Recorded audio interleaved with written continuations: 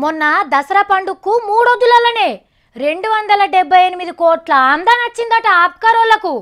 నెలంతా అమ్మింది ఒకెత్తు అయితే ఆ మూడొద్దులలో అమ్మింది ఇంకో ఎత్తు. తాగేటోళ్ళు తాగుతూనే ఉన్నారు, బీర్ బరాంటి కాటన్లు దిగుతూనే ఉన్నాయి. మన డిమాండ్ని మొగుల మీద ఓ తోక సుక్క చూసినట్టున్నది. ఎంత మందు కావాలంటే అంత మందు నా తానున్నది అని అంటున్నది. ఏంది తోక సుక్క మీద మందుండుడేంది అని అనుకుంటుండ్రా? ఈ వార్త గురించి మా సత్తి చెప్తాడట, వినండి మరి. ఎండాకాలం బయట వండుకుంటే అద్దమ్మ రాత్రి తోక సుక్కలు సర్రున కిందికి యాపకాయలు రాలిపారుతాయి. కానీ మనకు తెలియని గమ్మతేంటిదంటే తోక సుక్కల రిమ్మొచ్చి మందు ఉన్నదంట. గమ్మతున్నది కదా. సుక్కు వేసుకుంటే రిమ్ము వస్తుంది, కానీ సుక్కలనే రిమ్ము ఉన్నదంట అని తెలిసినాక నాకైతే చిత్రం అనిపిస్తున్నది. బయటి దేశంలో శాస్త్రవేత్తలు నిమ్మగా రిమ్మ మీద ఉన్న తోక సుక్కను కనిపెట్టిరంట. ఒక్క సెకండ్కు 500 ఫుల్ బాటిల మందును ఎల్లగక్కుతున్నదంట.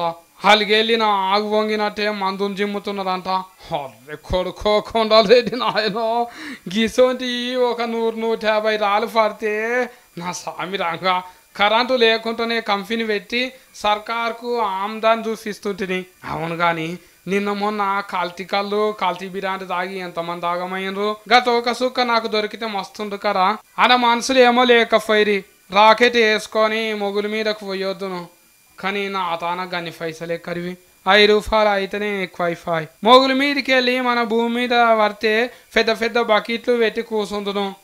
ఆయన ఊరే ఏం కాదు, మందు కీసుల మంత్రి పద్మరావు సార్కు చెప్పి మొగుల మీదకి వెళ్ళి పెద్ద పెద్ద 5 లైన్లు పెట్టించి నల్ల 5 ఫిట్టింగ్ చేస్తే రోజు కాకున్నా కానీ ఆరానికోసారన్నా కుండెరు నింపి పెట్టుకుందును.